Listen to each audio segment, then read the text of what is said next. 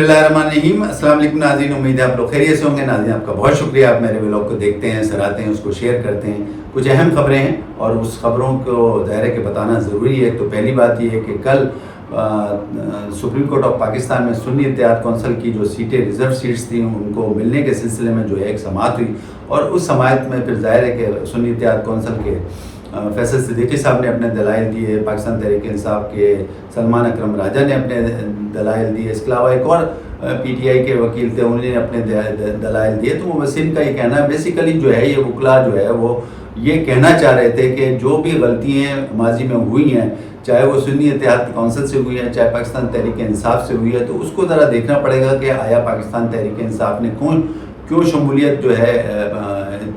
सुन्नी इत्तेहाद council में की, और इसके अलावा जो है सुन्नी इत्तेहाद कौंसिल का मंशूर क्या था। इस किस्म की ये चीज़ें हैं। तो बहुत से लोगों का ये ख्याल है, एक तो ये बात अपनी जगह के ये जो वकला जो हैं वो ये कहना चाह रहे थे। इसके अलावा लोगों का ये भी कहना है कि चूँकि इलेक्शन कमीशन ने पाकिस्तान तहरीक इंसाफ को बल्ला नहीं दिया, इसके अलावा पाकिस्तान तहरीक इंसाफ को एज ए सियासी पार्टी नहीं तस्लीम किया, ये भी वजह थी। और इसके साथ साथ ये तमाम जो फैसले हुए इलेक्शन कमीशन के वो इलेक्शन से एक दिन पहले हुए। उनका ये कहना है कि एक दिन पहले हुए जिसकी वजह से जो है वो कुछ भी नहीं हो सका। तो बेसिकली ये वजह है। तो जो तहरीक इंसाफ के या पाकिस्तान सुन्नी इत्तेहाद कौंसिल के जो ये वकला थे वो ये कहना चाह रहे थे कि इस वजह से जो है ये कुछ जो है मसाइल पैदा हुए, जिसको जो है अगर अब चूँकि ये सुप्रीम कोर्ट ऑफ पाकिस्तान में ये आगे है मामला और सुन्नी और पाकिस्तान और सुप्रीम कोर्ट ऑफ पाकिस्तान को ये के पास ये मौका है कि वो इसको करेक्ट कर दे। उनका ये भी कहना है कि अब जो ये चीज़ जो है सुप्रीम कोर्ट ऑफ पाकिस्तान में आ गई है, तो जो काजी फाइज ईसा साहब जिस ग्रुप में जजेस के ग्रुप में शामिल हैं, उन जजेस के जो सवालात हैं उससे ये अंदाज़ा होता है कि वो ये चाह रहे हैं कि जो उनका ये कहना है, बज़ाहिर ऐसा लगता है कि जो इलेक्शन कमीशन का फ़ैसला है, यानी इनको बल्ला नहीं दिया गया है और दूसरे फैसले हैं वो तो सही हैं, लेकिन इसके अलावा लोगों का ये भी कहना है कि इसके अलावा जो है जो दूसरे जजेज़ हैं, जिसमें मुनीब अख्तर साहब हैं, जिसमें अतर मनुल्लाह साहब हैं, जिसमें मंसूर अली शाह साहब हैं, उनका ये कहना है कि इस मामले को एक लार्जर स्पेक्ट्रम में अगर देखा जाए तो इसको जो है वो ज़्यादा सही होगा। तो अब ये दो राय चल रही हैं सुप्रीम कोर्ट में, ख़ासतौर पे इस मामले पे जो रिज़र्व सीट के मामले पे। अब देखना ये है कि इस सिलसिले में जो ग्रुप काजी फाइज ईसा साहब का है उससे उनके सवाल से तो बज़ाहिर ऐसा लगता है कि वो ये चाह रहे हैं, वो ये उनका कहना ही है, बज़ाहिर ऐसा लगता है कि जो इलेक्शन कमीशन का फ़ैसला था वो सही था। लेकिन इसके बरक्स जो अतर मनुल्लाह साहब का जो ग्रुप है, जिसमें मंसूर अली शाह हैं, जिसमें मुनीब अख्तर साहब हैं, उनका कहना ये है कि इसको कम से कम इसको लार्जर स्पेक्ट्रम में देखा जाए तो और जजेस भी सारे देखें, तो ये मकसद है। तो दो ग्रुप इस तरीके से, मुबस्सिन का कहना है कि दो ग्रुप इस तरीके से बने में, उस पर एक तो यही लगता है कि जो काजी फाइज साहब का ग्रुप है वो किसी भी तरीके से जो है वो एक तरीके से बिलीव नहीं कर रहा है, या बज़ाहिर उनके सवाल से ऐसा लगता है कि उनका वो ये कह रहे हैं कि इलेक्शन कमीशन का जो भी फैसला था कि इनको बल्ला ना दिया जाए या इनको सियासी जो है वो पार्टी तस्लीम ना किया जाए, ये सही था। लेकिन बरक्स उसके दूसरे जजेस का कहना है इसको लार्जर स्पेक्ट्रम पे देखना चाहिए। कल इस पर बहुत समाअत हुई और इस सिलसिले में बहुत सारे सवालात हुई, और सवालात के साथ साथ जो है बहुत सारी मतलब एक तरीके से जिरा हुई, और इसको एक तवील तरीके से तमाम वकला ने दलाइल दिए, सुप्रीम कोर्ट के जजेस ने भी सवालात उठाए। तो अब बाकी ये कि ये आज समाअत के लिए दोबारा मुकर्रर हुआ है, और आज पता ये चला कि हो सकता है कि इसमें हामिद रज़ा खान साहब सुन्नी इत्तेहाद कौंसिल के जो सरबराह हैं वो भी होंगे, इसके अलावा इलेक्शन कमीशन का वकील होगा, या इसके अलावा अटॉर्नी जनरल भी इस पे जो है अपने दलाइल देंगे। लेकिन साथ साथ लोगों का ये भी कहना है कि ऐसा लगता है जैसे कि आपको पता है कि काजी फाइज ईसा साहब ने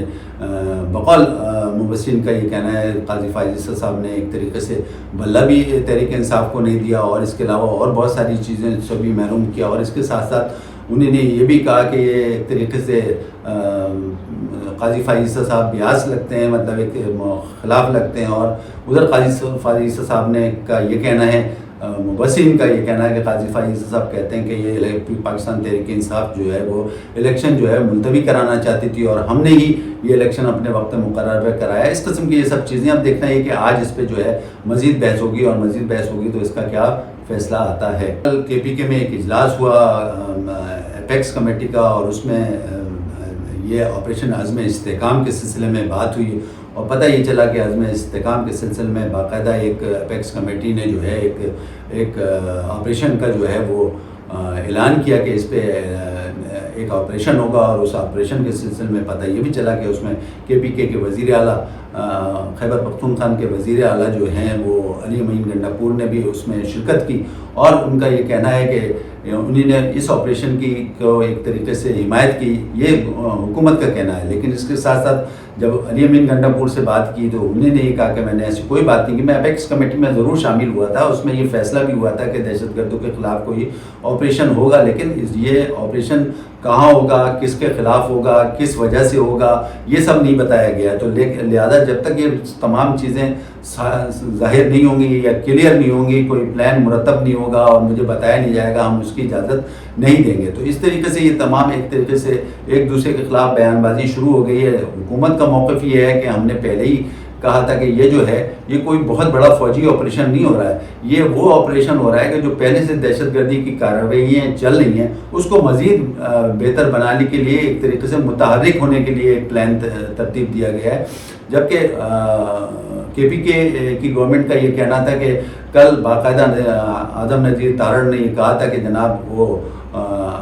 علی امین گنڈاپور اس اپیکس کمیٹی کے اجلاس میں شریک ہوئے تھے اور اس پہ رضامندی اس آپریشن میں ظاہر کی تھی، جبکہ علی امین گنڈاپور کا یہ کہنا ہے کہ ایسی کوئی بھی بات نہیں تھی، میں شامل ضرور ہوا تھا، مجھے آپریشن کے لیے بتایا گیا، لیکن یہ نہیں کہا گیا تھا کہ اس طریقے سے ہوگا، کوئی پلان مرتب نہیں ہوا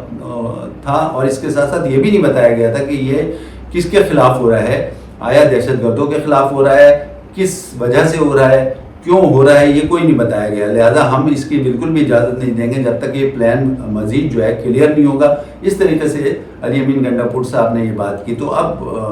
گورنمنٹ کا موقف الگ آ گیا ہے، اس کے ساتھ ساتھ علی امین گنڈاپور کا موقف الگ آ گیا ہے، اور ساتھ ساتھ یہ کہا گیا ہے کہ جب تک کلیئر پوزیشن نہیں ہوگی علی امین گنڈاپور صاحب جو ہے نا اس کی اجازت نہیں دیں گے۔ اس کو سامنے رکھتے ہوئے پتہ یہ بھی چلا کہ کل مولانا فضل الرحمان صاحب نے بھی کوئٹہ میں پریس کانفرنس کی، اور اس پریس کانفرنس میں باقاعدہ اسٹیبلشمنٹ سے یہ کہا کہ آپ یہ تمام چیزوں کو لیڈ کرنا چھوڑ دیں، کیونکہ یہ جو لیڈ کر رہے ہیں یہ صحیح نہیں ہے۔ ویسے بھی اس وقت جو ہے پارلیمانی نظام جو ہے ایک طریقے سے ختم ہو چکا ہے، اور جتنی سیاسی جماعتیں ہیں ان کے اندر بھی جو ہے ایک طریقے سے پارلیمانی نظام فیل ہو چکا ہے۔ اس طریقے سے بات کی، اور انہوں نے یہ کہا کہ ہم 300 سال سے غلامی کے خلاف جو ہے جدوجہد کر رہے ہیں، اور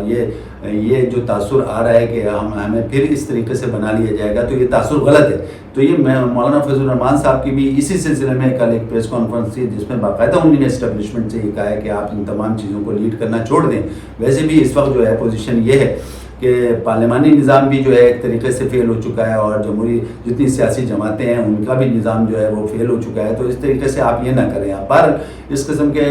یہ اسٹیٹمنٹ آ گئے ہیں، اور ادھر جو آپ کو ہم نے بتایا کہ جو ریزرو سیٹ کا معاملہ ہے وہ بھی ابھی زیر سماعت ہے، آج اس پہ بھی سماعت ہو رہی ہے، اور اس طریقے سے مولانا فضل الرحمان صاحب نے بھی اس طریقے سے بات کر دی۔ اب دیکھتے ہیں معاملہ کہاں تک جاتا ہے۔ آج جو سماعت ہوگی ریزرو سیٹ کے سلسلے میں اس کا کیا رزلٹ آتا ہے، انشاءاللہ اگلے ولاگ میں ہم آپ کو بتائیں گے۔ اس وقت کے لیے اتنا کافی، اپنے ہوسٹ علی ادھر کو اجازت دیں، اپنا خیال رکھیں، اللہ حافظ۔